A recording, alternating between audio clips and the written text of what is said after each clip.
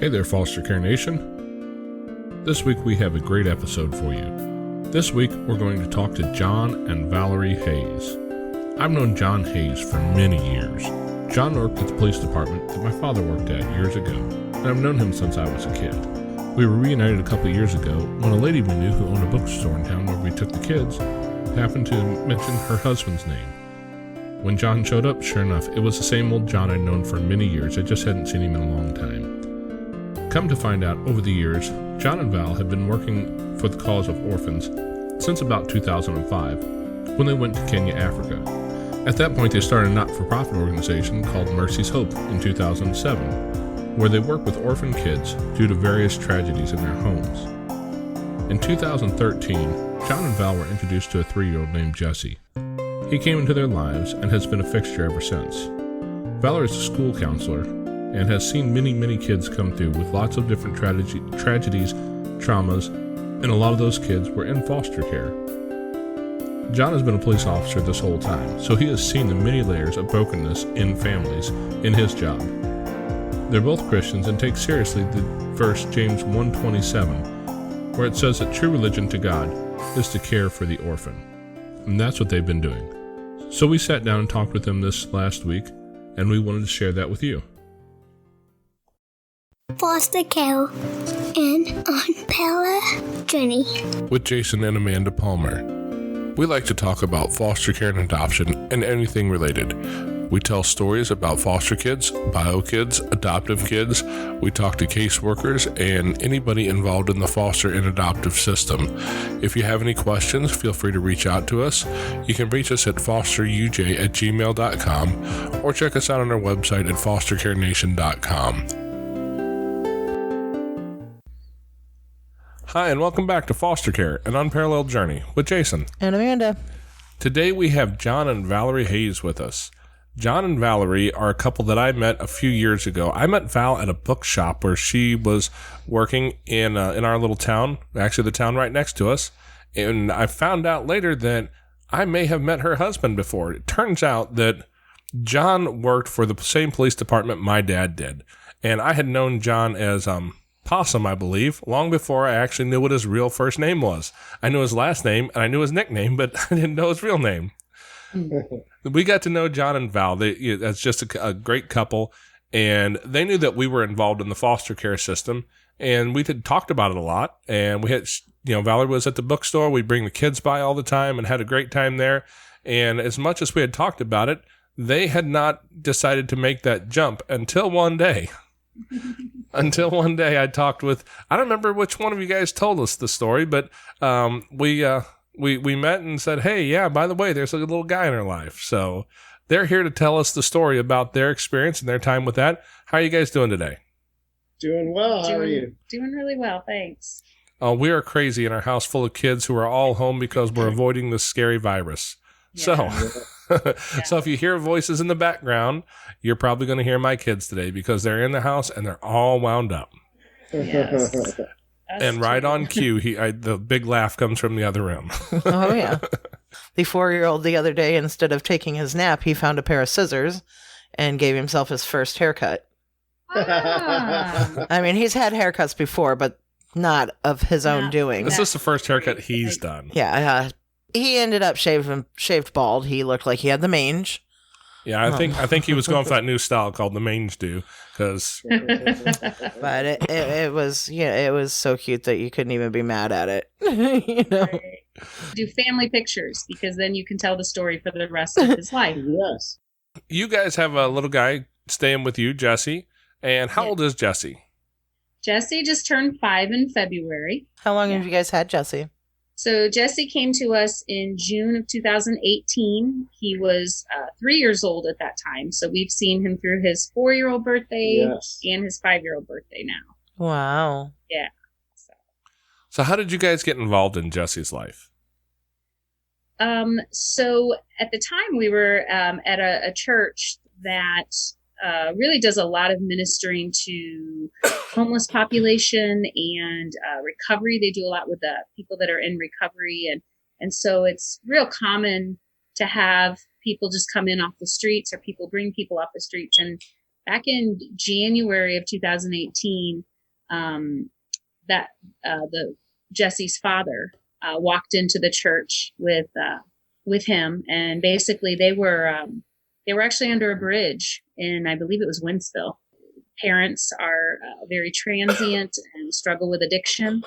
So that was how he came into our life. So first it started out as just as a church, we kind of came around him and we're trying to help support him and the father, that is, in the hopes of getting him a job and getting him to be a little more dependent and that kind of thing. And through a series of events, he ended up being with us. The children's division actually got involved. We had offered to watch him over the summer because I work in the public education, so I have my summers off.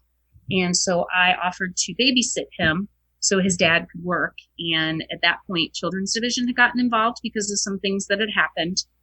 And we ended up, we've had him ever since. So he is not actually a part of the foster care system. We made a couple attempts actually to get him to be taken into protective custody, but it was always denied because he was with us and he was safe. So, so that led us to actually go the legal guardianship route. And so that's currently what we have with him, is we're his legal guardians. We were appointed by the courts. That's a world that we've never actually worked with, as a legal guardianship side. I don't know a whole lot about that. Is that Neither similar? do we. We're still learning. we're still learning too. It lasts for a year. Our understanding is that we'll get another court order to come before the judge, and as well as his family will, and the judge will once again decide if the parents are able to care for him or family member, or if we will be caring for him again. And if that happens, then we would get another year, and that's kind of where we're at. Yeah. I'm just curious, how does that make you feel? I mean, year to year, that could be kind of scary. It is scary for me because, I'm one of these guys, I kind of like predictability, and this is something that's totally unpredictable. And, I think Val filled out in our paperwork, we're Christians, and so this was just a huge step of faith, when God places a little boy in front of you that needs protection, needs love, needs a home, you just obey, and so that's the spiritual aspect of it. But then when you look at the legal aspect, it's a little nerve-wracking, wondering what's going to happen. But, it's all in God's hands, and we're just going to trust in him and do whatever we possibly can to take care of this little boy. It was so up and down for so long because we actually had a power of attorney is what we had up until this past November. And we would have to find the parents every 6 months and have them, if they would even be in the same room together, we would have to have them sign that they would allow us another 6 months. And that was just really, there were seasons where we didn't have anything and we were just going on grace, like just God's protection, that nothing would happen to this little boy in our care because we had no protections. And that was kind of when we started reaching out to children's division, because we were like, we want to take care of this little boy. We want him to be safe. And until his parents are healthy and willing to parent him, we're willing to keep him. But we have no protections. So that's why we kind of reached out to children's division. But again, they denied us, and they couldn't make recommendations, but they sort of recommended that we look at legal guardianship. And so for me, I get a little bit more peace with the legal guardianship, because for him to be taken from us, it would have to go through court now. So where before the parents could just show up at our doorstep and we would have to give him over, now they would have to actually go to court and be found fit. So that gives me a lot of peace to know that they can't just show up in the middle of the night, which is something that had happened before. So I have a lot of peace about it. I'm not really concerned about how long we do this for, because we're in it. We basically told God, we'll do it for a week, we'll do it for a month, we'll do it for the rest of his life. Whatever he needs, and whatever the best place is for him. And we prayed about that too. We really prayed, because we know families are the most important place for kids. Kids always have that connection. As a counselor, I see that side of it. You know, I get to see the kids who are in foster care, who have been adopted, and they're now wanting to know who their parents were. They're wanting to meet their parents. Like, so that's, you know, something that we're always aware of. We're like, we want to make sure that if being with his family is what's supposed to be, then we don't want to stand in the way of that. So we really did stand on faith. Like, God, you move on behalf of that little boy, whatever it means. If it means staying with us, if it means going with a relative, and right now he's with us. And so that we just know right now he's getting 100% of us. Yeah, that's really awesome. You know, because that's one thing about, you know, whether it's guardianship or being a foster parent, you know, a lot of it is faith. You know, you ask God for their protection of this child, you know, or this group of children. And sometimes you don't understand the plan, but it is his plan. And we just kind of have to go with that. And sometimes it's really hard, you know, but it's really, you know, it's really awesome because when you do this, you know, what you guys are doing, what we do, you know, it's from the heart. I'm glad that Jesse has a place to sleep at night and you guys are there for him. It's just really awesome. And I'm glad that you don't have to have that fear of someone showing up and, you know, the uncertainty of all of that. With that being said, do his parents reach out to you to see him? Do they do visits or anything like that? They haven't since the court date, as much as we tried to reassure them that this was not them losing him and losing their rights. I think in their mind they have. But prior to that, there was some visitations, but it was not a lot. It was limited. And very limited. And we really, for us, we really felt like we always were open to being flexible and going wherever they needed us to go, but we always kept the ball in their court. So we weren't calling them all the time. We weren't pursuing them all the time. Like, we would, if they would call us, we would do anything to make arrangements to meet with them. But a lot of times it was a call and I'll call you back tomorrow and we'll plan a day, and we wouldn't hear from them for 3 months. So we just... Or they'd call at 9:30 at night and he's already in bed. Right. Or at 11 at night. Yeah. But so we learned a long time ago we had to have boundaries, because, you know, the thing about, I think, I want to be gentle in how I say this, but I think that when a family is fractured and struggling, there's not a lot of boundaries, there's not a lot of consistency, and that's not healthy for a kid. So for us, we needed to have boundaries, we needed to have consistency, and we could not function the way that they were functioning, you know, which we just couldn't do it. It wasn't healthy for us, it wasn't healthy for Jesse, and it was enabling them. So we made a decision early on that they were going to have to be the ones that called us and initiated the contact. And unfortunately, they really don't. So, but like I said, it's not, we would love to, and we've always, like, we will come every weekend. We will drive to you. We will meet you. We will do that. Okay, we'll get back to you and let you know where we want to do that. And they would never hear from them. So we're hopeful. He loves his family. He wants to see his family. He misses his family. So that's a hard one. You know, that's a hard one. That one's always difficult. When you have a kid who really wants to see a family member and you can only do what you can do. Yeah. You know, and that's a thing that we've learned in this journey is that we don't have a whole lot of control. Right. You know, we have a little bit of influence on the bio family, and we can try and help them as much as we can. But we primarily, all we have is a little bit of influence on them. Right. And that's all we can do. And we've had that experience as well. We've had some parents who never showed up. Yeah. You know, well. And then you deal with the repercussions of that when the child is acting out and rejecting when they're you. Sad and when they're crying and they don't understand it.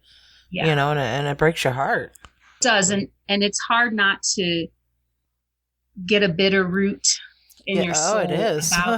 about the birth parents. You know what I mean? Because you don't, you know, so much that's That's the hard part, is you don't want to be angry at them because, and especially in our situation where there's addiction, Right. They're not themselves. You just want for them so much to get healthy so that they can be a family. But yeah, but you have to also release that. You have to release that responsibility of, you can't help people that don't want to help themselves, Absolutely. They have to make that choice that they're ready. Right. So what we have control over, and what our world is that little boy. And we will respond accordingly to how the parents are. And that's kind of where we're at with it. Yeah, so. but I mean, like you're saying, it is really hard not to get bitter sometimes. Yeah. Especially when you've been a parent and you've had children and you've raised children, Right. and you're like, I would move heaven and hell for my children. Yeah. You couldn't keep me from my children a day. Yeah. So sometimes it's really hard to understand how people can do that. Mm-hmm. But addiction is terrible. It's a disease, and until they're ready to do that for themselves.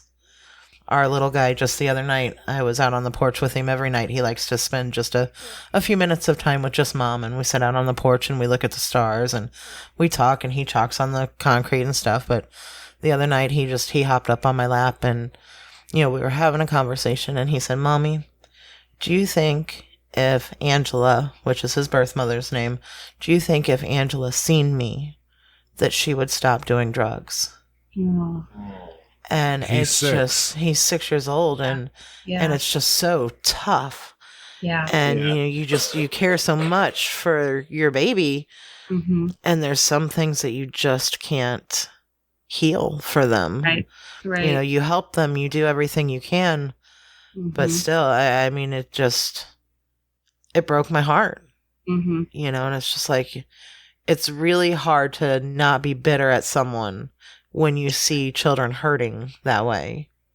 Well, and I think also the other conversation that we always have too, and maybe this is helpful, for people, because I'm a big advocate of like family care too, preventative. Like when you look at, I've just spent a lot of years studying, just how do you reduce orphans, right? How do you reduce the amount of children who need other homes? And it all starts with family care. It all starts with people helping families, single moms, single dads, those kinds of things. And I think, the hardest part is when you don't, like, the child needs to know, or will need to know at some point, that they're not the reason why they don't have this family.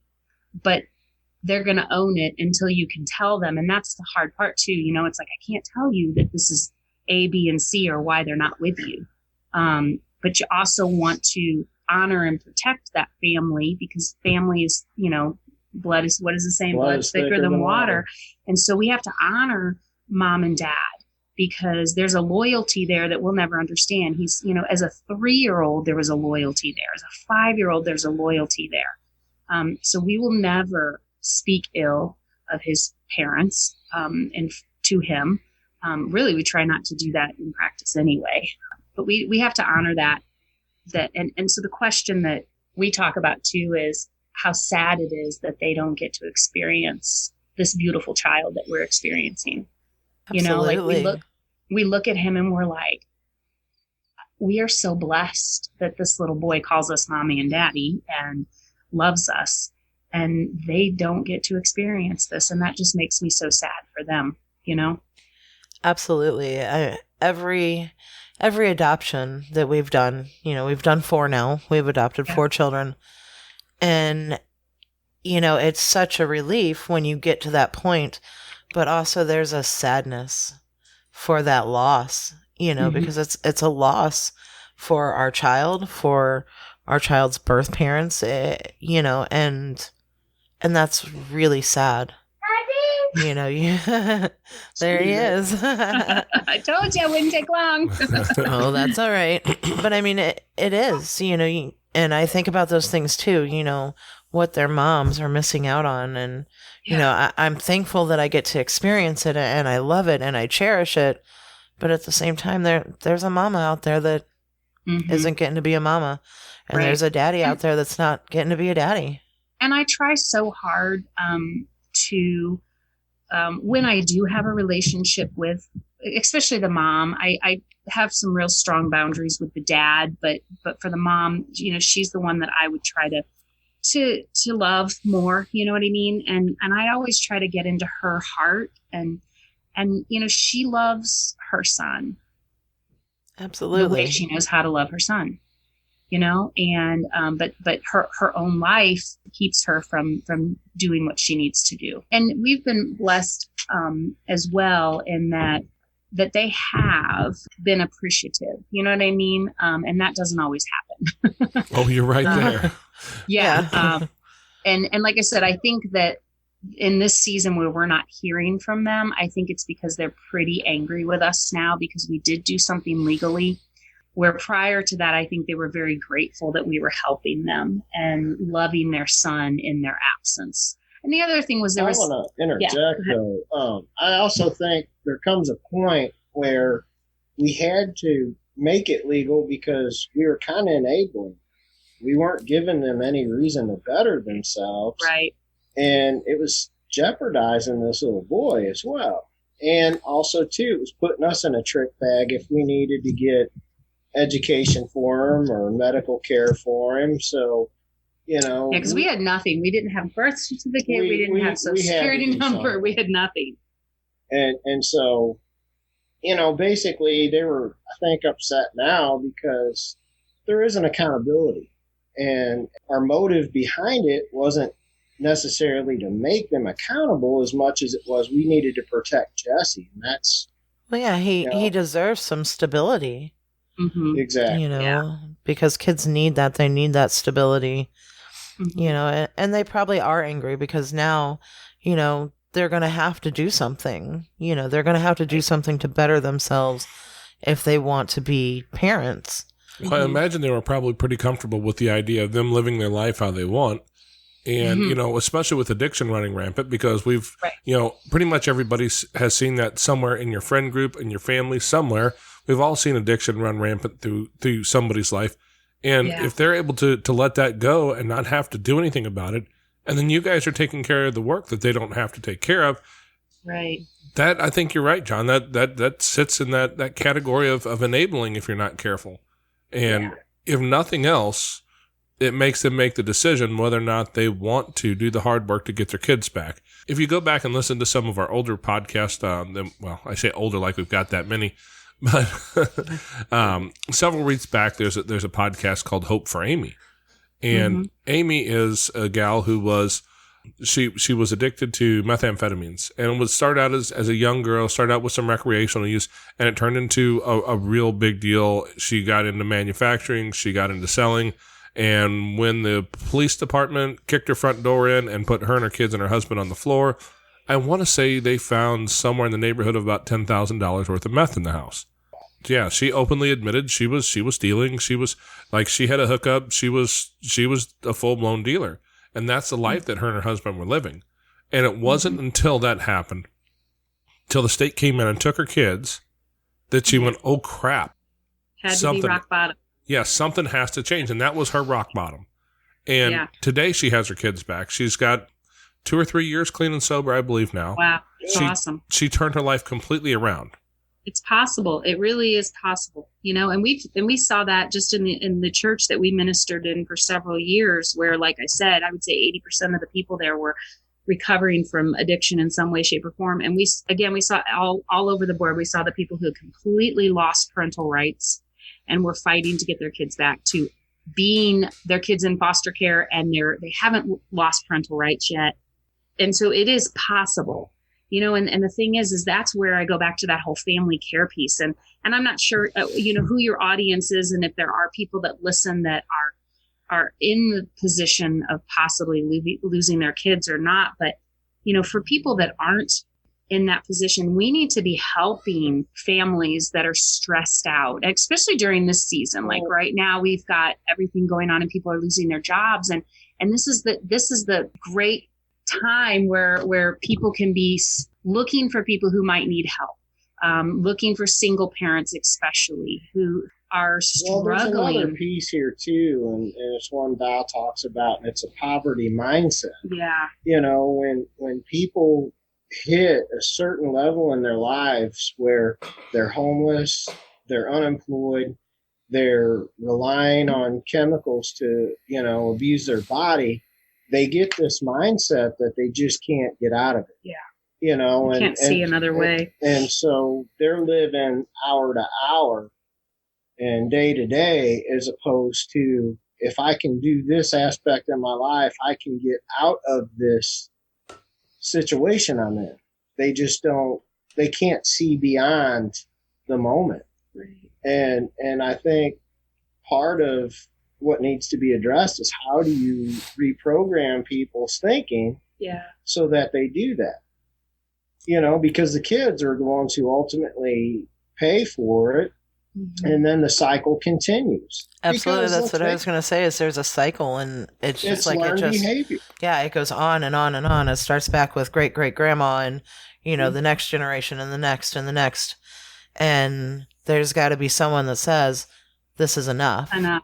Yeah. You know, and I lived that. You know, I had that cycle through my family, you know, and I was like, it stops with me. Yeah. You know, I will have my children. I will have a home. I will have a family. I will work for this. You know, I will change this. I will fight for this. But some people just can't get to the point to see that. You know, they grow up and they learn it, and they feel like this is what you do. You know, John said, I like what you said. It's that mindset is the most important thing. And I learned this from a friend of mine who has a podcast. I think it's the Dad Edge podcast. He renamed it recently. I screw it up all the time. It used to be the Good Dad Project.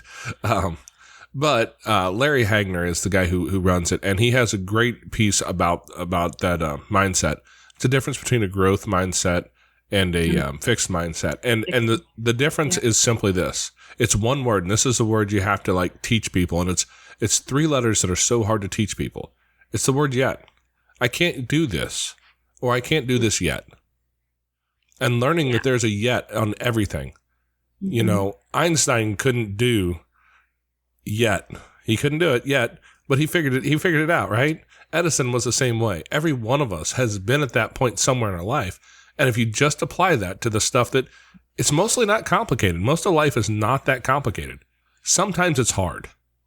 And the things that are hard are the things that are important to do. And you can do it. Maybe not yet, but you can. You might not be able to get out of the grips of the addiction yet. You know, and I've seen some addictions that were specifically heroin, meth.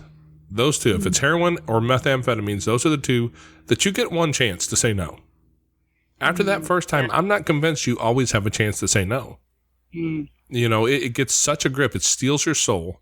And you have to hit, you have to hit such a rock bottom, such a hard place before you're willing to do the hard work to say no again. Well, at that point, it might be too late.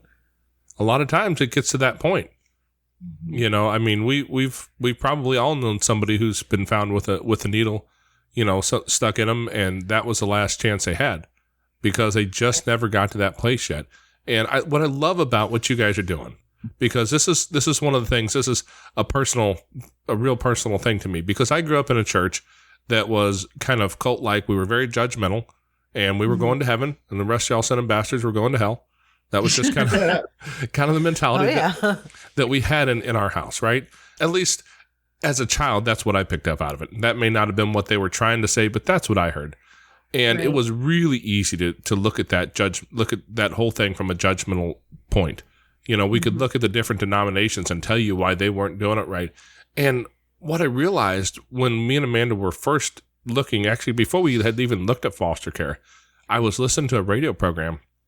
And I was listening to some of the stats, and I thought, you know, it was a religious program. It was Dr. James Dobson on Focus on the Family.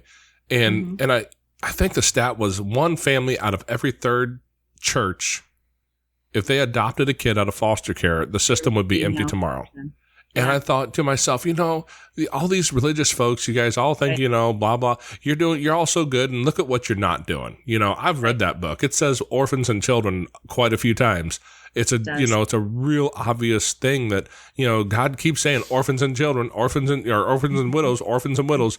And the churches just aren't doing that for the most part. Yeah. I mean, you guys, as long as I've known you, have been of the mindset that we're reaching out to the people in this world who need somebody to reach them. Mm-hmm. We're not reaching out to the middle class, upper middle class couple who looks good and can invite us over for dinner, and we can try and impress them with how holy we are, and they'll impress us with how holy they are, and the whole thing is all about just seeing who can be the most quote unquote godly. But reaching into the world in a place that needs a hand to reach out, to be the arms and the feet of Jesus, to say, hey, there's a hard place and you're in it, and I'm willing to reach in and help you. Yeah. And that's been part of the thing that really has impressed me with you guys' journey, is that you're not focusing on, oh no, look how good we are. It's, hey, I see this guy and he needs help. Right. You're trying to help a family. Yeah. You're trying to help a kid, and that's important. That's what this is really all about. Mm-hmm. It's not about showing people how good and godly you can be. It's about showing people who God is by what you do. Right. And I just and that's exactly right. And I mean, Jesus himself, I just read this thing the other day that I thought, when Jesus came, he said he didn't come for the healthy, he came for the sick. And my friends, we got a lot of sick people in this world. I mean, we're talking to two of them right now. Yeah. And in all honesty, every single one of us is broken in some way. We're beautifully broken. It's a hard world to live in, and nobody gets out of here without scars and bumps and bruises. Like if you're here on this earth for any amount of time, you're going to get hurt. All of us are hurting. We've all been hurt. We all hurt people. But Jesus modeled loving the people, the unlovable. I mean, that's what he did. He didn't come for, like you said, the perfect people. And here's something you need to know: there's no perfect people in the church. They like to think that, but I understand. But I found some of the most broken, hurting people are in churches, but they're so afraid to share the hurts that they've been through or the traumas they've gone through, because they think people might judge them or exclude them. When in all honesty, we all need to just be open and transparent about all the scars and bruises, because that connects us as humans. If every one of us is hurting and been hurt, and you feel like you're the only one, then that just hurts you more. But as soon as you open your life up to someone and say, hey, I've been there, I've done that, I've struggled with this, or I've had this happen to me, then all of a sudden you connect with people and you don't feel so alone. So I think, Jesus modeled that. He's like, I'm going to go out and I'm going to look for the one that nobody else is looking for. And I'm going to see the one that nobody else sees. And that's who he values. So I've just always asked that he would give me eyes like his, that I would see like he sees. And you definitely, it's not glamorous. It's really not. I mean, there's a lot of things that you have to not do because you're choosing to do this. And when you say yes to taking care of someone else's child, you're saying no to a lot of things. You're saying no to hanging out with your friends who don't have kids. You're saying no to, really going romantic, out when you intimate want. lifestyle. You're Right. saying no to. There's a lot of things you say no to. But we believe that if we really want to walk the walk and talk the talk and stand before a God who's going to say, well done, my good and faithful servant, it's going to happen this way, and not by sitting in a church pew and not by reading another book about what we should be doing. We just want to do it. So, and I agree, Jason, I've read the same statistics about if one family in every church would foster or adopt a child, there would be no children in foster care. And there are some amazing churches out there, though, where the leaders are very much like this, and 90% of the church are foster care and adoptive parents. It's a culture that they've created in the church. They've taken the word and they've taught it to the people, and they're like, so what are we going to do about it? So there are a lot of really amazing churches that have a culture of adoption and foster care. which is really what we should be doing, Oh, So I absolutely. encourage whoever. And that's the other thing, your question that you ask, like, what do you think? Not everybody can foster and not everybody can adopt. I get that for whatever reasons, but everybody can do something, And so if you know somebody who's fostering and adopting or whatever, help them out. Offer to babysit, bless them with a gift card to Target every once in a while. Or, you can always do something to support the cause of those who are in struggling families. I just think everyone can do something. Right? Yep. Well, I was just going to say, bringing it back, Did the I whole go on a faith rabbit thing. trail? Yes, you did. Sorry, I do that.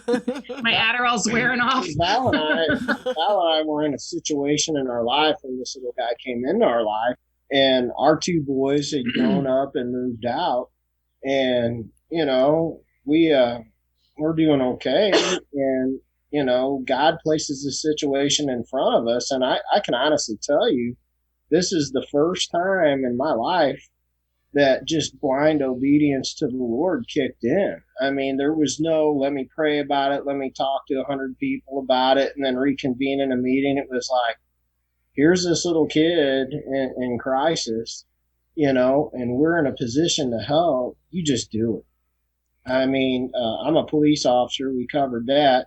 But this is probably the single most important call I've ever been on, if you will. This is one that really is life-changing and life-saving. And if I can help break the cycle of the things we have to combat every day, then that matters more than just going and throwing Band-Aids on a bunch of different problems, if that makes sense. When God calls, you just answer. That's all there is to it. I think a lot of times as Christians, we get too comfortable and we want to pray our way out of it. And so, if you're really plugged in, God's going to hit you over the head with it. And you can say what you want to yourself, but in your heart, there's no way out. Not and be obedient. There's a rabbit hole I went down. My moment for that was when I was listening to that radio program and I heard those numbers from Dr. Dobson and I was thinking to myself, you were mad. Yeah, I was in full blown self-righteous mode. I mean, I was there. I got that. I learned that really well in my childhood. I can be self-righteous better than most of them. Just ask me. I'll tell you how good I am at it. But, oh no, I'm better. Trust me. Oh, you think? Oh dear. This might turn for the worst. but in that moment, I was sitting there and as high as I was in my self-righteous moment, there was that thought that comes to my head that said, "What are you doing, buddy? Yeah. You think you think those people are pretty rotten, huh? What are you doing?" And that was the moment for me when I thought, okay, I just heard something and I should probably listen to it because, it was one of those things that resonated deep in my soul. And it was just a few moments, a couple months later that I happened to be writing an article for the newspaper. I went to Children's Division to ask a few questions to somebody and I left with a handful of papers and I was like, oh wow. Like I had this thought not too long ago and everything just lined right up. And that's how we ended up where we're at. Well, and we had talked about it, because we wanted to extend our family and, we thought adoption was going to be that route. And then, he came home and he was talking about it and I just looked at all the statistics and they just kept being there. And I was like, there's not enough homes and, we want more children. And if this is the way that we are going to extend our family, this is the way that I think we should do it. And we went into it with, we wanted to extend our family, but we wanted to help children and give them a safe place. And if God blessed us with being able to adopt some of them, then that happened. But if it didn't, it didn't. But we were in it to help kids. And, we've been blessed 4 times now, and it's been great. And we've opened our home back up again with the goal of not adopting anymore, with, really trying to help the parents of the children that come into our home with really trying to help their soul and help them become the parents that they need to be, and to support them. That's because, the whole you know, ministry. it just feels like, you know, through children's division and stuff, it feels like the parents don't get enough support. Right. You know, and they feel like everybody is against them. Once their children come into care, they feel like, that's it. I'm done. I've lost my children. I'm never getting them back. Right. You know, they're helpless. They're broken. They just feel like they can't get back up. Yeah. And that really is our focus this time, is to really try to help those parents and pick them back up and show them that there is another way, and that they can parent their children and they can get them back. Yeah. You know, and to break that cycle. Right. You know, and so that's our goal at this point. Because they deserve that. I mean, they absolutely. Really, and the children deserve that. You know, they deserve it, and they just don't know how. And that's what I said when I said earlier. I really believe that his parents love him the way they know how. Right. And you know, and we all have coping mechanisms. Some of them are functional and some of them are not, and some of them are destructive and some of them are helpful and some are harmful, and it's only because that's what you know. So I think that when you can lock arms with people who are going to just love you through it and try to show you just different ways. I don't want to say better or worse, because then that sounds judgmental, but just that there are other ways to get to the goals that you might have. And something that I was going to say, because our journey had some bumps in it too, because we started a nonprofit organization in 2007 because we do some work in Kenya and Uganda with orphanages there. And so we've got kids that we consider our kids that we've been supporting and put them through college and all kinds of stuff. But I've always had a heart to do that here because, we've got 2 weeks out of the year, we head over to Africa to love on these kids. And then we come back and we tell people about it and we get, raise money and all this stuff. But then there's all these kids here. So I always wanted to do foster care. And we had an opportunity a couple of years ago to have a young boy come stay with us through the foster care system. We weren't licensed, but I was his counselor, and he was being removed from his placement, partly because of some of the complaints that I had filed. Which hindsight, it's funny how when you're the counselor, it's real easy for you to judge how people are dealing with a kiddo until that kiddo comes and lives with you. And then you're like, whoa, okay, now I know why this was happening. But anyway, we had been praying about being foster parents. Our boys had been gone for a year. Yeah. And John knew about this little boy because I would talk about him at dinner and we'd pray for him. And when that came up that he was being removed, John was like, well, let's do it. Why don't we take him? And I was like, really? And we did. And we started the process of getting our license, but he ended up, it just was a mess. It was a bad situation. And to be quite honest, it was more about us than it was him. We were not ready. We were not prepared. I didn't have the training I needed. Thank God we didn't quit though, because I feel like that was a step of obedience for us, and God needed us to learn some things. So that put me on my journey of learning about trauma and learning about what it does to the body, what it does to the mind, what it does to the soul, and then how to heal from that, And so I've spent years studying that. And I think that has prepared us more than anything for what we're doing now. So that was kind of a step for us towards this.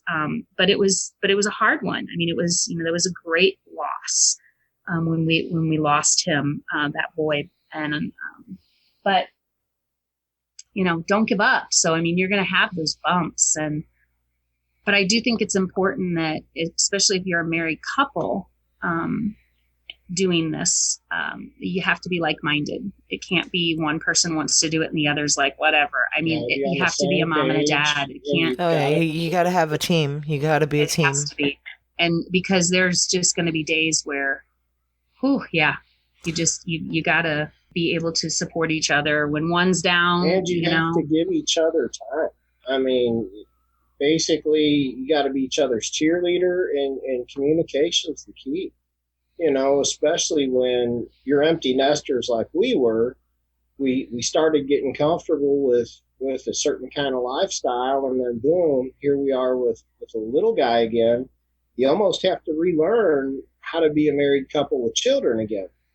And so you gotta give each other that kind of attention and time, because it's a job, and it takes a village to raise a child. And so when they're in the home, you gotta be on the same page. It's like Val said. One of the things that we like to do with our little guy is, because we just believe that if kids see mom and dad having a healthy marriage and putting their marriage first, right? Like, so like if they look in and they go, okay, mom and dad's marriage is like tight, that actually brings comfort to them. And it's and you're modeling healthy relationships. So we very much do date nights, and Jesse loves it. He loves when we do date nights. And so we always model, it's important that mommy and daddy get some time together, so we can be better parents. It helps us to be a better parent to you when we can have times away. So he understands that, because obviously when kids go through things like this, there's always that rejection, there's always abandonment, there's all those kinds of things that come up.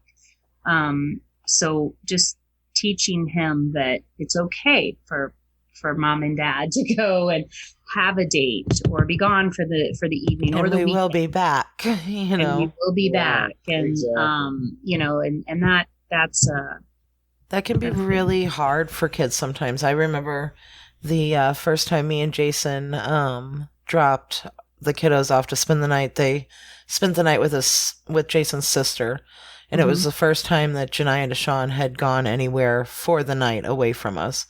We were going out for our anniversary. We were going to go to a bed and breakfast, and Jason dropped the kids off. I had told him goodbye and everything, and Jason went and dropped them off. And Janaya, our little girl, she was upset, and she said, how did she put it about Christy? She looked at my sister and she said, "Are you my new mommy now?" Oh, yeah. Yeah. Wow. And it's like, oh my goodness. It just speaks volumes to what they've seen. And I think that's an important piece of what you were saying. And I don't know if you said it specifically, but I think it's important to pull out is, you're right. We're modeling. We are modeling. And I don't care if you're trying to model good or not. If you're not trying, if you're messing up, you're still modeling. Yeah. And I think that's a lot of the reason why we see these generational problems.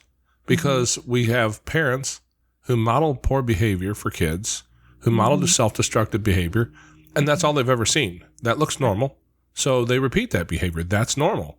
We do what our parents do.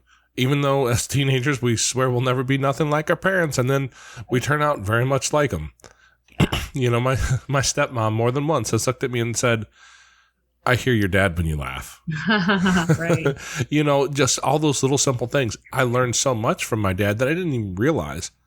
How many more things have I modeled for my kids unintentionally? I had my own struggle with addiction. After we lost our oldest daughter, I dove into the bottom of a bottle.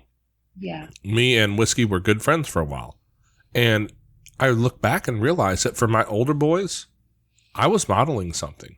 And I've had to go back and have conversations around that, because I was modeling, this is how you deal with stress. This is how you deal with problems. Go grab a bottle and see if you can find the bottom of it. And I did that for a while. And it wasn't until I finally realized that, kind of had my come to Jesus moment where I said, okay, it's time to put the bottle down.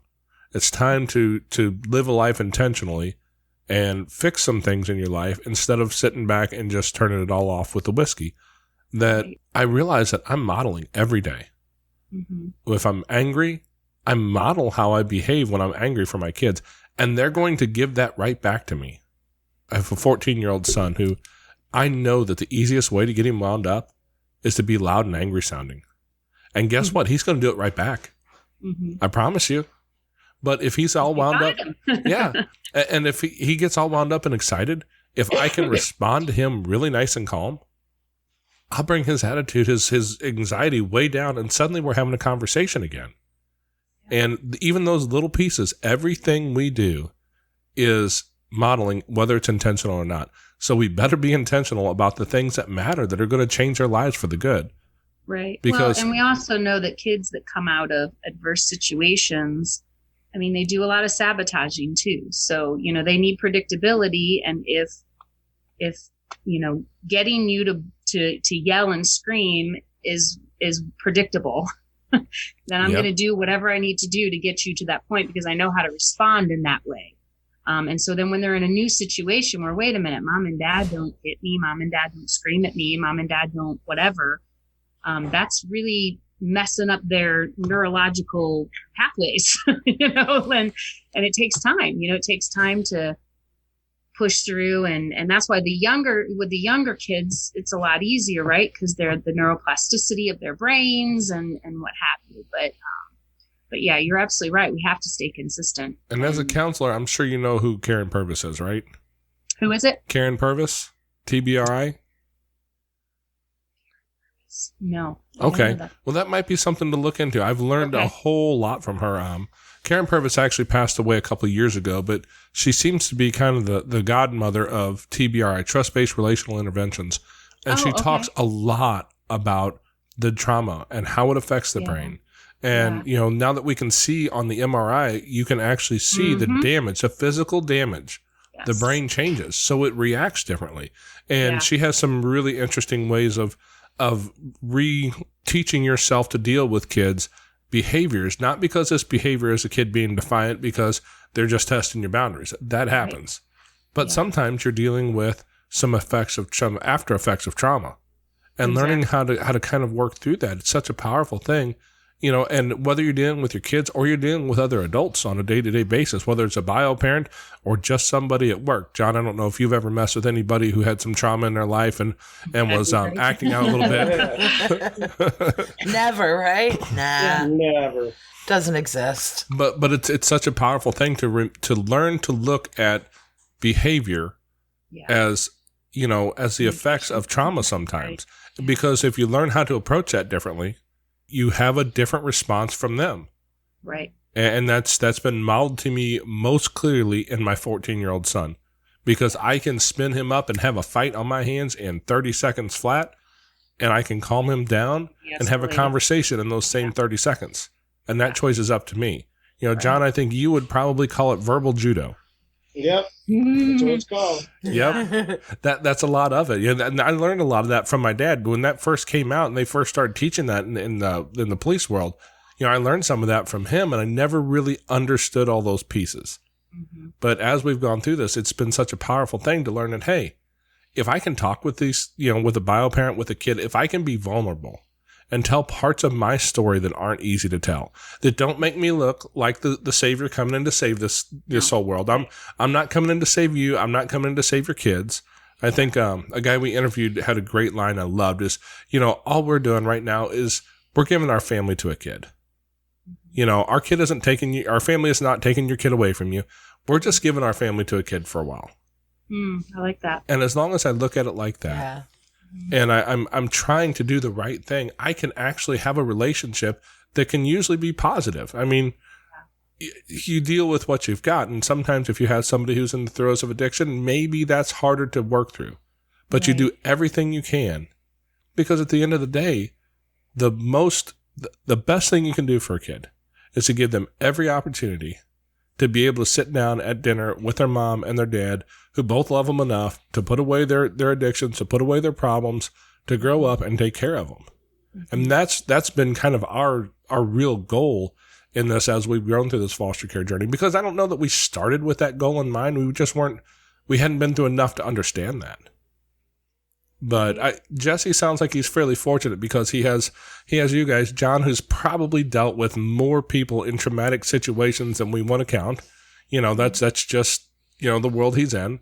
Valerie, you're a counselor in a school. You've probably seen more situations than I would want to ever have to have in my head. Right. And you can walk this journey, and it's no wonder that, God kind of put you guys all in the place that you're at. Yeah. It's funny, it's not until you get to that place that sometimes you can look back and go, oh, I get it now. Right. I didn't know what that plan was. It looked crazy to me at the time, but I get it now. Yeah. Something that I was thinking about too when you were talking about just how people respond. and I'm a brain geek. Like, I geek out when it comes to the brain. Like, if I could live a second life, I would be a neurologist, I think, because I just love, you can't dispute the brain, right? If the brain shows a part of it lit up and another part not lit up, you can't dispute that.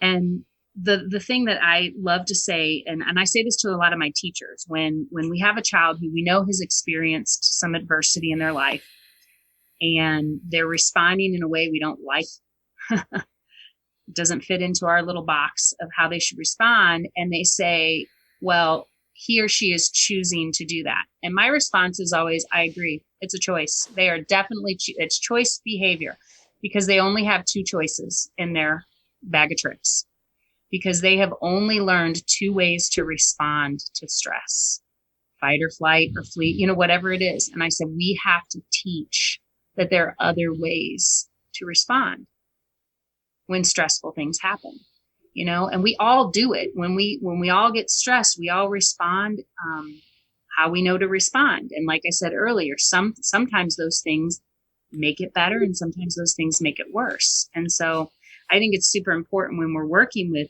people, because a lot of times when you're working, well, all the time, if you're working with a child that's in this situation, you have a parent that has also probably experienced some trauma. So we always have to be mindful of that they're responding out of what they know. And it's kind of like if you're speaking English and you're expected to speak Spanish. Well, I don't know Spanish.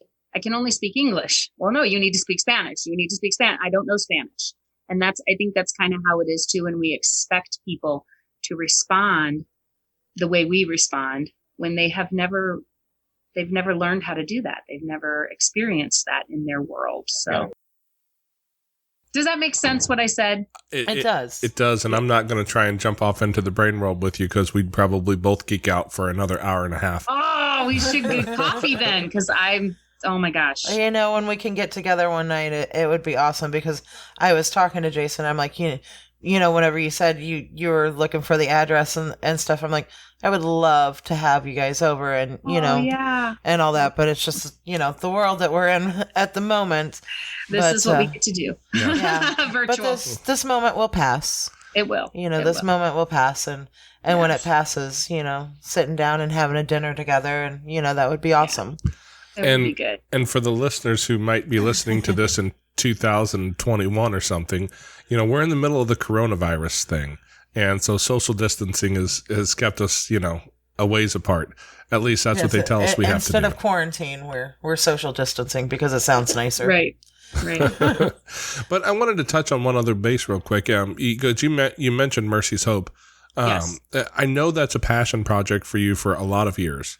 Yeah. Where did that come from? Because, I've seen all the documentaries or the Kathy Bates commercials. I think it wasn't the Kathy Bates, Kathy somebody who had all the, the Feed the Hungry Children stuff on TV back in the 80s and 90s. And, and I know it exists. It's never been a thing to me that I felt pushed towards. And I guess we're all pushed in our own direction. We are. But what pushed you to start your own nonprofit, to go to Africa for a couple weeks a year, to go halfway across the world? I mean, because it took a lot to get us to walk or to drive down the road to our local children's division and figure out that, hey, we can help some kids. I don't know that I have it in me to go halfway across the world. That's not my thing. So what is it about that draws you in so deeply? Well, I mean, in all honesty, I can only say it's a God thing. It's just what he put in me, and what from the beginning of time. And I always say, my mom will tell you that from a very early age, I would always say that I wanted to have Black babies, and that I wanted to go to Africa. Like, from a very early age. Who does that? Like, most kids don't do that unless it's a calling that was put on your life. So I just believe that God put that calling on my life. And we actually started that journey through an organization called Compassion International, and they do child sponsorships. Well, these aren't children that are orphans. It's actually a preventative program. So you sponsor a kid, but when you sponsor a kid, you're actually sponsoring like a whole village, and that the money that you send goes to do education, provides food, medical, all things for families so that families can stay together, so that there aren't orphans. So we started by sponsoring kids, and you can take an opportunity to go and meet them. And through a series of just really amazing, miraculous God things, we ended up in 2005 traveling to Kenya to meet our we had 3 kids that we were going to meet. My dad went with us because he sponsored a kid, but we took our 10-year-old boys and we went to Kenya to meet these kids. And we just said, God, what do you want us to do? And you walk into an orphanage, and back then in 2005, Kenya was not the way Kenya is now. Kenya is extremely progressive and they're really thriving and they've just come a long way. But back then we went to these 3 children's homes, and I mean, it was bad. I mean, there was no food, there was no clothing, none of the kids were in school. There's no electricity, no water. I mean, it was just like, 50 kids and 1 adult taking care of them. And, but the crazy thing is they were the happiest little kids you'd ever meet in your life. And they don't understand the level of poverty that they're at based on our worldview. So we went, we experienced that, and that was it. I mean, I was done. I was wrecked. I just knew that I loved the people, I loved the children, and that we could come alongside them and help them achieve the things that they want to achieve. And we've had to learn a lot of hard lessons because we did come in with a savior mentality. There's a mindset of that you can get hooked into when you start walking out journeys with people, that somehow you have it right and they don't. And that's wrong. That's a bad mindset to have. It's really just helping people identify their own assets, identify their own gifts and strengths, and then supporting them in that, encouraging them in that. And for us, it was cool because we could help financially. But we really, it's been an amazing journey. I love it. I could talk for 18 hours about our work that we do over there. And that's just kind of how it all started. And we've actually, for the last 2 years, I've been traveling to Uganda as well. Because there's an orphanage there that has just been around for a couple of years. And so just coming alongside them and just trying to help them out a little bit too. But the key is like what we've been talking about. It's we cannot look at what we're doing as we have all the answers and you just need to do what we tell you to do because how we do it is right. It's just that is wrong. You will be hurt. You will be hurt by that. And the people that you're trying to love, you're going to hurt. You have to come in and say, wow, okay, so you're going through a lot. I've been through a lot. Let's support each other in this. How can we support each other in this? And just be a friend and to people. But like I said, we made a lot of mistakes too. We went in with a lot of American ideas and we offended people quite a bit. We would offend people. And so we had to do some learning and do some reading. There's a wonderful book. If you are a believer, if you're a follower of Jesus, I always recommend this book. It's called When Helping Hurts. It's written by 2 guys. I don't remember their names, but you can Google it. When Helping Hurts. And they've got a bunch of different types of When Helping Hurts. And I think it's a great book to read because it really does, especially when you're going into this type of work where you're taking care of children and doing fostering and adoption. We, as the people who are stepping out and doing it, often do get hurt. And unfortunately, a lot of times people get hurt and they quit. And then they have this like negative view of helping other people. Like, I'll never help a homeless person again because, and really it was their fault that it went bad. So, it's a great book I recommend for anybody who wants to step out of their comfort zone and go into the uncomfortable to get comfortable with people. I recommend that book. Awesome. I'll make sure I look that one up and I'll put a link to it in the show notes page on the website. Is there a way, do you have a website for Mercy's Hope? I do. Yeah. It's just mercyshope.net. That's it. Mercy's, MERCYSHOPE.net. Awesome. And do you have a Facebook page people could find you on as well? Yep. We're on Facebook too. It's just Mercy's Hope. There's a couple Mercy's Hope. There's a Mercy's Hope that's in Russia. Ours is in Africa, and I think you'll be able to tell the difference when you look at the pictures. Maybe. I imagine more parkas in Russia. Like ebony and ivory, big difference in the color schemes of the Facebook pages. But yeah, you can find us there. And I really, honestly, Jason, I've been praying. We're kind of in a new season with Mercy's Hope. We've had a changeover of board members, and I've heard it said 2020 is about clear vision.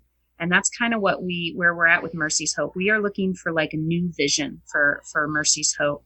And I'm really wanting to look at more local and how we can be partnering with other nonprofit organizations or just people groups that are doing like-minded things.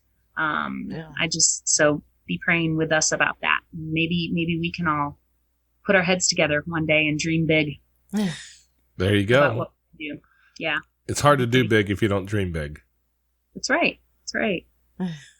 Yes, for sure. So Very true. All right. Well, we're about time to wrap it up here, I think. I think one of the big questions that I always like to ask people is, what piece of wisdom can you guys give the listeners that only John and Valerie have?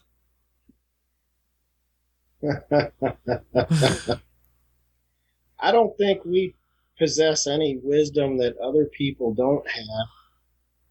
The only recommendation I would be is don't let yourself get in the way of what God's telling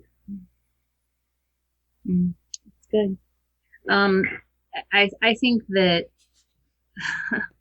I agree with John. I think in myself, there's really not a whole lot of wisdom. I've got a lot of experience and I've had a lot of failures and I've learned from those things. But I think for me, it's just, if every individual person understood how incredibly valuable they are to the Lord, to God, the Creator, and that He views every single person with value and has a purpose for every single person.